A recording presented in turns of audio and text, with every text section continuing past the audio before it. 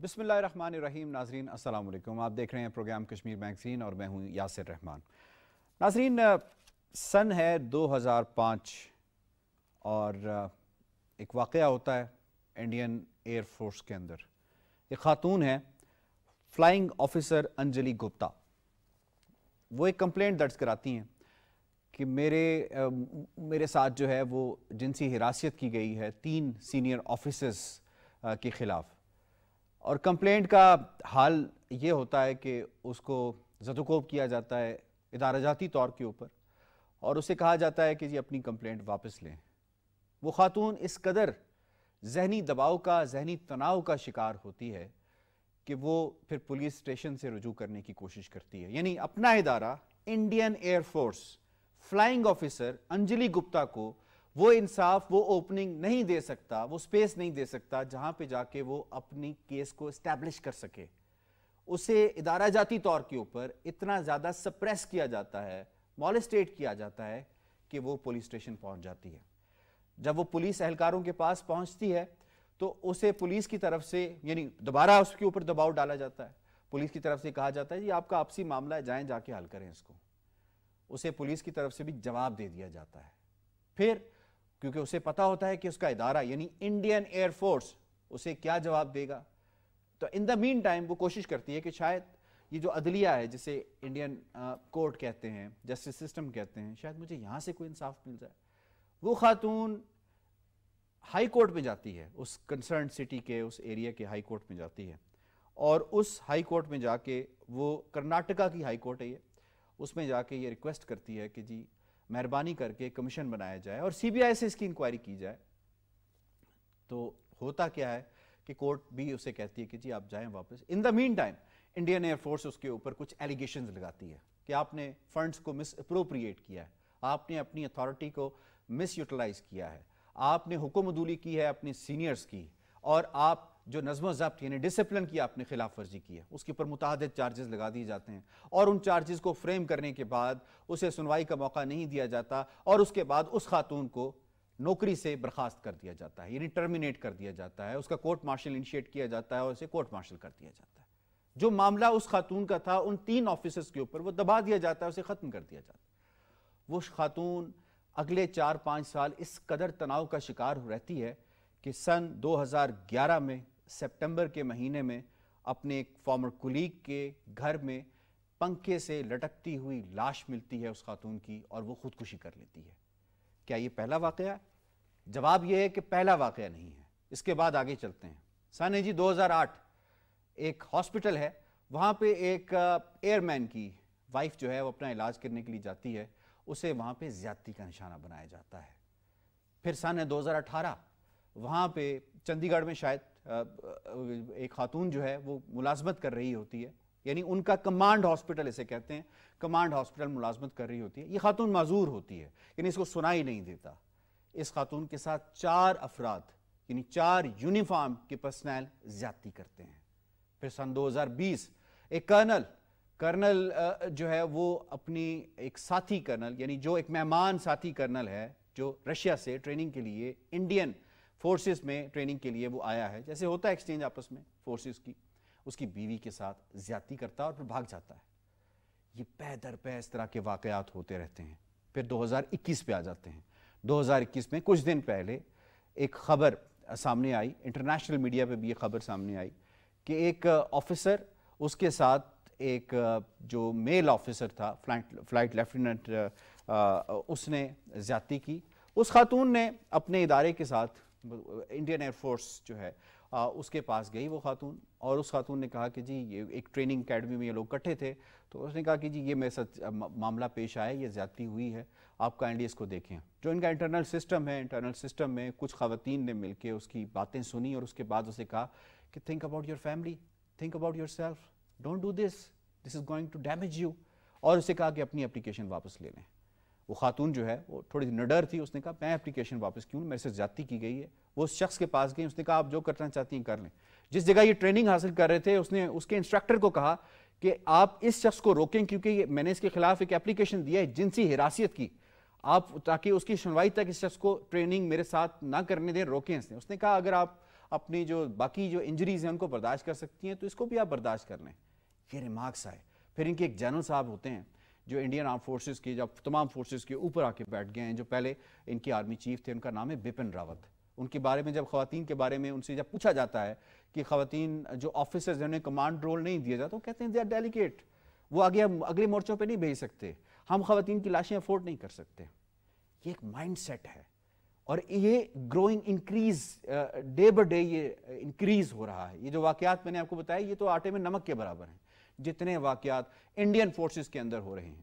سوال یہ پیدا ہوتا ہے کہ کیا ہندوستان کی آرم فورسز کے اندر خواتین کو واقعی آفیسرز یا پرسنل کے طور پہ بھرتی کیا جاتا ہے یا ایک سیکس سلیو یا ایک سبجیکٹس کے طور پہ بھرتی کیا جاتا ہے؟ کیا ان کے اندر ادارہ جاتی کمزوریاں جان بوجھ کے رکھی گئی ہیں تاکہ اس طرح کے واقعات کرنے کا موقع مل جائے؟ آگے بھی چل کے بات کریں گے. مہمانوں سے تعارف آج ہمیں جوائن کیا ہے ایئر وائس مارشل اعجاز ملک صاحب نے. سر آپ کا بہت بہت شکریہ، آپ نے وقت دیا. ان کے ساتھ موجود ہیں لیگل پہلوؤں پہ بات کرنے کے لیے ایڈوکیٹ عتیق رسول صاحب، آپ کا بہت بہت شکریہ جی. ایئر وائس مارشل صاحب، دنیا میں کیا ایسی فورسز یا فورس آپ نے دیکھی جہاں پہ کوئی کمپلینٹ لے کے جائے اپنے ساتھی کے خلاف اور اسے یہ کہا جائے کہ رفع دفع کرو معاملے کو، اپنے خاندان کی عزت بچاؤ؟ یور ٹیک سر. دیکھیے جی، یہ سب سے پہلے تو یہ ایک انتہائی شرمناک واقعہ ہے اور ایک تسلسل ہے، جیسے آپ نے اپنی پوری اس میں سٹوری لائن میں یہ بات کی ہے. دیکھیے فورسز میں وہ بھلے لینڈ فورسز ہوں یا سولجر ہوں یا ایئر مین ہوں، وہ اپنے پروفیشنلزم اور کریکٹر کے ساتھ لڑتے ہیں. ان کی ٹریننگ جو ہے وہ نامکمل ہے جب تک ان کے کریکٹر کی سٹرینتھ نہ بلڈ ہو، کیونکہ آپ ایک ایکسٹرا آرڈنری کامبیٹ انوائرمنٹ کے لیے ٹرین ہو رہے ہوتے ہیں. تو اگر یہ جو واقعات آپ نے بتائے یہ بیسیکلی اور انڈین میڈیا رپورٹ کر رہا ہے ان کو کچھ ہلکے جی بالکل جو بچے ہوئے ہیں جی، تو یہ ریفلیکشن ہے ان کے رویوں کی کہ ان کی سوسائٹی میں خواتین کے بارے میں کیسے رویے ہیں. اور آرم فورسز جو کہ کسی بھی ملک میں یعنی اگرچہ وہ ہمارے دشمن ہیں میں کہتا ہوں، لیکن اس کے باوجود ہم ان کے جو ایک پروفیشنلزم ہے یا اس پہ ایک ہماری ایک ایکسپیکٹیشن ہے، مطلب دشمن ہو تو ایون جنگوں کے اندر بھی یہ آرڈر شاید ہوتے ہیں جو ڈسپلن آرم فورسز ہوتی ہیں بچوں، عورتوں اور بوڑھوں. جی اس کے اوپر جنیوا کنونشن اور دیکھیے دوسرے جو آرم فورسز ہے اس کے بارے میں ہمارے ساتھ لیگل ایکسپرٹ بیٹھے ہوئے ہیں، یہ اس پہ یقیناً ڈیلیبریٹ کریں گے کہ آرم فورسز کے جو افراد ہیں وہ ان کے اوپر تو ڈوئل لا اپلائی ہوتا ہے. جیسے میں آپ کو پاکستان کی اگر مثال دوں تو پاکستان ایئر فورس کے جتنے لوگ ہیں وہ ان کے اوپر state law as it is apply ہوتا ہے جیسے کسی اور سٹیزن پہ ہے. اور اس کے علاوہ ویری امپورٹنٹ آپ نے زبردست بات کی، ایک متنازع قانون ہے جس کا میں شاید یہاں نام بھی لینا پسند نہیں کروں گا خواتین کے حوالے سے، جو آپ سمجھ لیں کہ ڈسکرمنیٹو قانون ہے جسے خود انڈین سپریم کورٹ نے 2013 میں بین کر دیا تھا. اس خاتون کو کہا گیا کہ آپ کا وہ ٹیسٹ ہوگا. جی یہ دیکھیں یہ اگین یہ چیز، اور جس طریقے دیکھیں سوشیالوجی میں یا سائیکالوجی میں جب اب نارمل ہیومن بیہیویئر پڑھایا جاتا ہے تو اس میں rape is the worst form of normal human behaviour. لیکن اگر کہیں یہ واقعہ ہوتا ہے، یہ واقعات ہوتے ہیں، مطلب کچھ لوگوں میں کوئی ایسی ڈیفیشنسی رہ جاتی ہے یا ان کے اندر کوئی ایسے رویے پیدا ہو جاتے ہیں جس میں وہ ایک کرائم کر سکتے ہیں. لیکن اس سے زیادہ جو تشویشناک بات ہے کہ ایک ڈسپلن آرگنائزیشن میں جو کہ اپنے آپ کو کلیم کرتی ہو کہ we are equal opportunity organisation, اس میں کتنی ڈسکرمنیشن کی جا رہی ہے. یعنی ایک میل ورسز فیمیل امپلائی، یعنی ان کی آئی ایف کو تو چاہیے تھا، اور آئی ایف نے ایون یہاں تک کہا کہ آپ سے کوسچنز بھی ہوں گے، آپ اسٹیبلش کریں گی کہ آپ کے ساتھ زیادتی ہوئی ہے، آپ سے کوسچنر کیا جائیں گے، آپ سے پوچھا جائے گا، آپ سے انٹیروگیٹ کیا جائے گا، انویسٹیگیٹ کیا جائے گا، جبکہ دوسرا جو شخص ہے اس کی طرف سے بھی پوچھا جا سکتا ہے. جو ان کی کمیٹی جو ہے پھر کانسٹیٹیوٹ ہوئی اور سارا معاملہ ہوا. میں اس پہ مزید بھی آتا ہوں کہ یہ لیکوناز کیوں رکھے جاتے ہیں. قانون تو سب کے لیے برابر ہوتا ہے. اس قانون کے تحت کیا ہوتا ہے کہ اگر کسی بھی ادارے میں اس طرح کا کوئی واقعہ، اس طرح کا کوئی سانحہ ہو کسی خاتون کے ساتھ، یہ تو فورسز ہیں، یعنی جیسے کہ اے وی ایم صاحب نے کہا کہ ڈبل قانون اس کے اوپر اپلائی ہوتا ہے کہ انٹرنل بھی اور اسٹیٹ کا بھی. کیا انڈیا ان تمام قوانین سے انڈین آرمڈ فورسز جو ہیں مبرہ ہیں؟ بسم اللہ الرحمن الرحیم. بڑا امپورٹنٹ ٹاپک ہے، اور ایک چیز جو سب سے بنیادی ہے وہ یہ ہے کہ انڈیا میں جو ہندوتوا کی اور جو RSS کی سوچ رکھنے والے میل ہیں صرف وہ بچے ہوئے ہیں، باقی کسی کو بھی کسی قسم کی جو سیکیورٹی ہے یا سیفٹی ہے وہ حاصل نہیں ہے. جہاں تک معاملہ ہے اسپیسیفک اس واقعے کا، تو اس میں دو قسم کے قوانین جس طرح سے ذکر کیا. انڈین ایئر فورس ایکٹ ہے 1950 کا، اس کی جو سیکشن 72 ہے وہ بڑی امپورٹنٹ ہے، اور اس کا فائدہ اٹھا رہا ہے وہ میل آفیسر. ایک چیز تو یہ ہے. دوسرا جو انڈیا کا کیا ہے بیسیکلی، ہمارے ناظرین کو ذرا بتائیے گا. وہ بیسیکلی یہ ہے کہ جو کورٹ مارشل کی جو ان کی کورٹس ہیں، مارشل کورٹس بیسیکلی، وہ جو ہے اس کا جو کیس ہے وہ ٹرائل کیا جائے گا اس کورٹ میں. جو آرڈنری کورٹس ہیں وہاں پر ٹرائل نہیں کیا جائے گا. اب اس کو بھی میں ایلابریٹ کروں گا کہ اس میں کتنا نقصان ہے کمپلیننٹ کو. اس میں جب یہ اریسٹ ہوا ہے جو آفیسر جس نے یہ سب کچھ کیا ہے، اس نے اپنا ایفیڈیوٹ جمع کروایا. اس کا کہنا یہ تھا کہ میرا جو کیس ہے وہ ٹرائل کیا جائے کورٹ مارشل یا جو مارشل کورٹس ہیں اس میں. اب ان کورٹس کا جو سسٹم ہے وہاں پر جو بھی بیٹھا ہوا شخص ہے اس کے سبارڈینیٹس ہیں سارے. Flight lieutenant Amitesh. جی امیتیش. اب اس نے بیسیکلی اپنا ایفیڈیوٹ جمع کرایا اور پھر اس پہ جو وہاں کی پولیس ہے اس نے رپلائی بھی دیا، لیکن کورٹ نے الٹیمیٹلی اس کا کورٹ جو ہے کیس جو ہے وہ مارشل کورٹس میں بھیج دیا ہے. وہاں پر اب کسی قسم کے انصاف کی توقع آپ نہیں رکھ سکتے. ان کا جو سسٹم ہے کچھ تھوڑی بہت جو ان کو جو توقع تھی یا سپورٹ تھی جو اس طرح کی کورٹس میں ملے گی وہ اب ان کی جو ہے وہ ویسٹ ہو گئی. 376 سیکشن ہے انڈین پینل کوڈ کی جس کے تحت یہ مقدمہ چلایا جائے گا. ٹھیک ہے. اب جو اپنی جب آپ انٹروڈکشن میں بات کر رہے تھے، سٹوری کو ایلابریٹ کر رہے تھے، تو اس میں آپ یہ دیکھیں کہ یہ 9 کی اور 10 کی شب کو یہ واقعہ ہے سارا، اور اس میں جو کمپلینٹ لانچ ہوئی ہے وہ 20 تاریخ کو ہوئی ہے، 20 ستمبر کو. جو 11 دن کا ڈیلے ہے اس کا اتنا بڑا نقصان اس کمپلینٹ کو آلریڈی ہو چکا ہے. ایویڈنس جو ہے ایویڈنس بالکل اس میں تو ایک یوں سمجھ لیں کہ سیکنڈ بڑا قیمتی ہوتا ہے. فورینزک اس میں چاہیے، اس میں جو بھی ایویڈنس کلیکٹ کیا جائے گا اس کی جو رپورٹس آئیں گی الٹیمیٹلی اس ایویڈنس کی بیس پر یہ کیس جو ہے وہ فائنلائز ہوگا. تو آپ یوں سمجھ لیں کہ جو 10 دن ان کے ویسٹ کیے ہیں ان کے اپنے آفیسرز نے، انڈین ایئر فورس کے آفیسرز نے. ٹھیک ہے، اس میں مزید بات کر لیتے ہیں کہ قوانین اس حوالے سے کیا کہتے ہیں اور انٹرنیشنل لاز اس پہ کیا کہتے ہیں. کمنگ بیک ٹو یو، جی جس طرح سے میں نے بتایا کہ ان کی انڈین ایئر فورس یہ سارے آفیسرز پہلے اپنے اپنے اداروں میں گئے ہیں کہ جی ہمیں آپ انصاف دیں. خاص طور پہ جو میں نے انڈین ایئر فورس کا اس مخصوص کیس کے اندر تذکرہ کر رہا ہوں، کیا انڈین ایئر فورس اتنی بھی قابل نہیں ہے کہ وہ اپنے ایک فلائنگ آفیسر کا کیس سن سکے، اس کا مسئلہ حل کر سکے؟ یا ایک مائنڈ سیٹ ہے جیسے بپن راوت نے بات کی کہ ہم نے ان کا مسئلہ حل نہیں کرنا بلکہ انہیں جو ہے وہ حوالے کرنا. کیا وجہ ہوئی کہ ایک یونیفارم آفیسر اسے تھانے میں جانا پڑا؟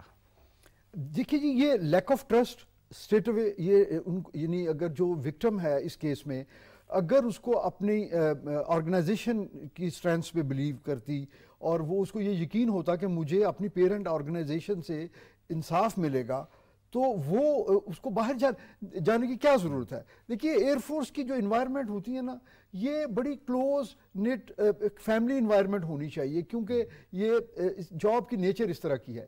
تو اس میں اگر کوئی شخص اپنے گھر سے باہر جا کے کسی اور سے انصاف مانگ رہا ہے تو اس کا مطلب ہے کہ اس کو اپنے بڑوں پر جو کہ ان کے آرگنائزیشن کے سپیریئرز ہیں ان کے اوپر ان کو وہ فیتھ ہی نہیں ہے، وہ ٹرسٹ نہیں ہے کہ وہ ان کو انصاف دیں گے. تو یہ تو بڑی الارمنگ چیز ہے، کیونکہ ایک طرف اور ان میں جو میں نے واقعات بتائے ان میں خاتون جو کہ معذور تھی جس کے ساتھ 4 لوگوں نے یونیفارم لوگوں نے زیادتی کی، اسے ایک NGO کے پاس جانا پڑا کہ میرا یہ کیس اٹھائیں. And she was also part of that organisation, یعنی انڈین آرمڈ فورسز کا وہ حصہ تھی. وہی بات ہے نا کہ یہ بائی ڈیزائن ایسا کیا جا رہا ہے خاتون کے ساتھ. میرا خیال ہے جی یہ جو ہے نا آہستہ آہستہ جو ایک انتہا پسندی جو ہے وہ پہلے تو مسلمانوں کے خلاف تھی، مائنورٹیز کے خلاف تھی، اب خواتین کے خلاف. دیکھیں ہوتا یہ ہے، دیکھیں جرم کیسے بڑھتا ہے. اگر آپ کو اس کی پراپر جسٹس کا جو ایک سسٹم ہے وہ سوسائٹی میں موجود ہو تو ایگزامپلری پنشمنٹس دی جاتی ہیں، اس کے اندر آپٹکس ہیں، ویزیبلٹی ہے، جیسے اسلامک قانون ہے اس کے اندر آپ یہ دیکھیں کہ تمام تعزیرات میں اور جو ہے اس میں اس شخص کے ساتھ جس نے جرم کیا ہے اس کو سزا دینا تو اپنی جگہ پہ ہے، لیکن اس کی جو آپٹکس ہے وہ اس کا مقصد یہ ہے کہ دوسرے کسی شخص کو وہی جرم دوبارہ کرنے کی جرت نہ ہو، ڈسکریجمنٹ ملے. جی. ایک شخص نے چوری کی، اگر آپ نے اس کو سزا دی، وہ سال کے بعد رہا ہو کے واپس آ گیا. پے در پے سر اتنے واقعات جو ہو رہے ہیں، اس کا مطلب یہ ہے کہ اگر ان میں بہتری نہیں آئی، پہلا واقعہ جو میں نے بتایا 2005 میں اسے ٹرمینیٹ کیا گیا، 2011 میں اس نے خودکشی کی، اگر یہ تصحیح کی جاتی، سسٹم کے اندر کریکشنز کی جاتی، تو کیا یہ پے در پے تسلسل کے ساتھ، اور یہ بات انڈین نیول فورسز کے حوالے سے بھی جو باتیں سامنے آئیں وہ بھی آپ کو پتہ ہیں، ان کے اپنے اخبارات میں جو پتہ ہیں وہ میں یہاں پہ شاید اپنے پروگرام میں جو ہے وہ اخلاقی طور پہ میں کر بھی نہیں سکتا. جی میں آتا ہوں، میں مثال دے رہا تھا، دیکھیں جیسے اسلامی سزا چوری کی سزا ہاتھ کاٹنے کی ہے، تو وہ اگر تو شخص کو آپ نارمل کوئی اور سزا دیتے ہیں تو وہ ایک تنہائی میں وہ اپنے سال 2 سال قید پوری کر کے واپس آتا ہے، کسی کو پتہ بھی نہیں چلے گا. لیکن جب تک وہ شخص زندہ رہتا ہے جس کا ہاتھ کٹا ہوتا ہے، وہ دوسروں کے لیے، اپنی فیملی کے لیے، اپنے محلے کے لیے، اپنے شہر کے لیے وہ ایک مثال بنتا ہے، اور لوگوں کو جو ہے نا تنبیہ ہوتی ہے اور لوگ ڈرتے ہیں.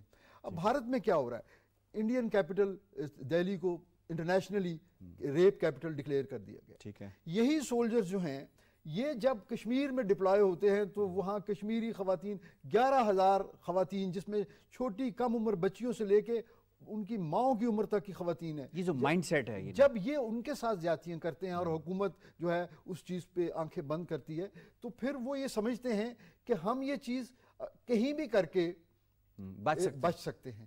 تو یہ اصل میں اس سوسائٹی کا رویہ ہے اور اس حکومت کی اپروچ ہے جس کو کنڈیم کرنا چاہیے. اور آپ دیکھیے کہ اقوام متحدہ کے ہیومن رائٹس کمیشن نے، ایمنسٹی انٹرنیشنل نے، اور بے شمار انٹرنیشنل این جی اوز اور ایسے کریڈیبل اداروں نے، تو کیا ایسا ادارہ اپنے آپ کو ایک ڈسپلنڈ فورس کہہ سکتا ہے جس کے اندر خواتین جنہیں بھرتی کیا گیا ہے، چاہے ہو سکتا ہے انٹرنیشنل کنزمپشن کے لیے کیا گیا ہو، ایک آپٹک کریٹ کرنے کے لیے کیا گیا ہو کہ جی ہم ایکول اپرچونٹی پرووائڈر ہیں، کیا ایسے ادارے کو ایک پروفیشنل ادارہ کہا جا سکتا ہے جہاں پہ خواتین حراسیت فیل کریں اور خواتین اپنے آپ کو سیف نہ فیل کریں؟ I am talking about Indian armed forces.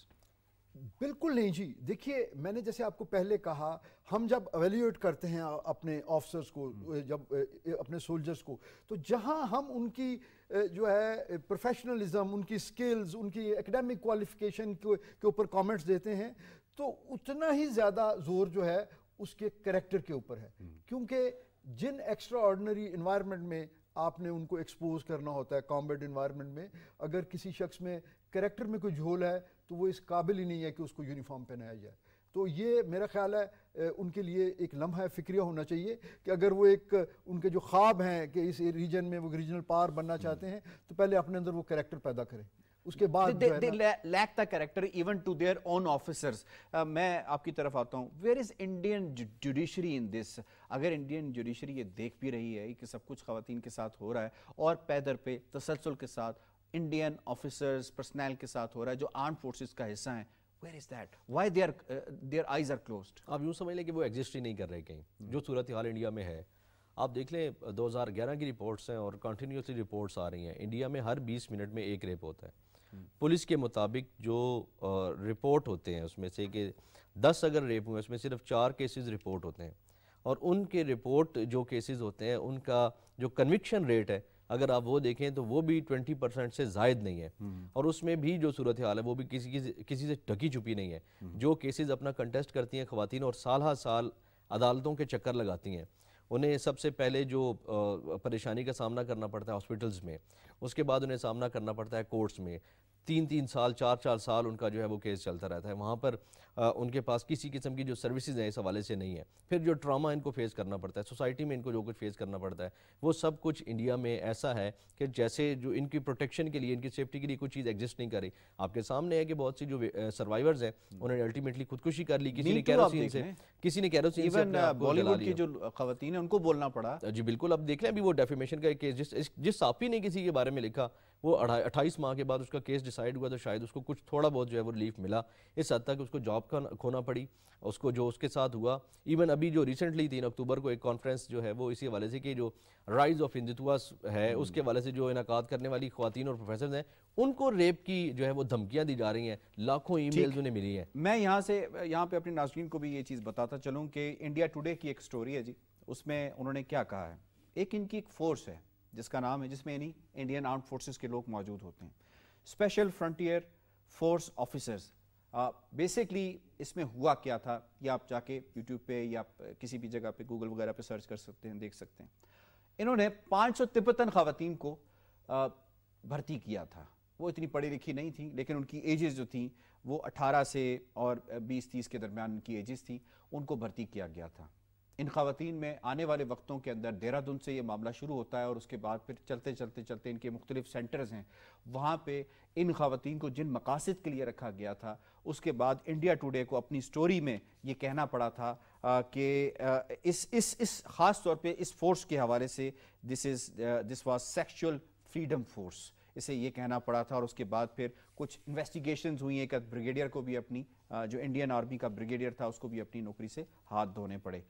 یہ جو ایک مائنڈ سیٹ ہے, coming back to you last minutes ہیں, یہ جو طریقے ہیں جس طریقوں کے ساتھ یہ خواتین کو بھرتی کرتے ہیں, پھر انہیں مالسٹیٹ کرتے ہیں, پھر ان سے جنسی ہراسیت کا ایک سلسلہ انہوں نے بنایا ہوا ہے اور خواتین کو وہ انصاف نہیں مل پاتا. یہی ٹرینڈ اگر رہتا ہے تو ایک تو یہ کتنی بڑی ڈسکریجمنٹ ہے, اور دوسرا انٹرنیشنل کمیونٹی کو کیا اس پہ خاموشی اختیار کرنی چاہیے کہ ایک معاشرہ ہے جہاں پہ خواتین کے ساتھ یہ کچھ ہو رہا ہے. انفارچونیٹلی جی, باوجود اس کے کہ انٹرنیشنلی یہ ساری چیزیں ہائی لائٹ ہو رہی ہیں, لیکن اکنامک انٹرسٹ کی وجہ سے جو ہے انٹرنیشنل جو رسپانس ہے وہ اس طرح نہیں ہے جس طرح ہونا چاہیے ان چیزوں کے بارے میں. یہ بہت ہی جو ہے نا ڈوئل سٹینڈرڈز ہیں.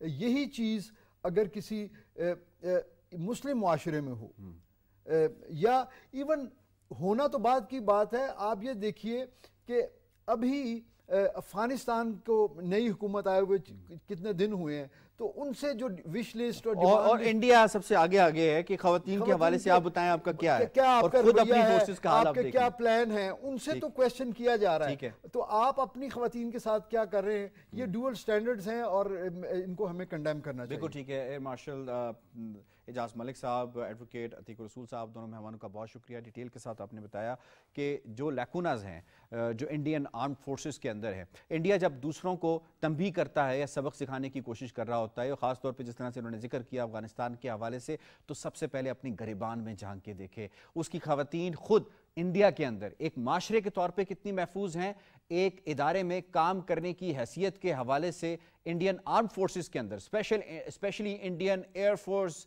انڈین نیوی یا انڈین آرمی کے حوالے سے میں بات کر لوں, جتنے واقعات ہوئے ہیں, پے در پے واقعات ہو رہے ہیں, ان کی روک تھام کے لیے کوئی کام نہیں کیا گیا, کتنی غیر محفوظ ہیں. سب سے پہلے انہیں اپنی گریبان میں جھانکنا چاہیے, پھر کوئی اور بات کرنی چاہیے.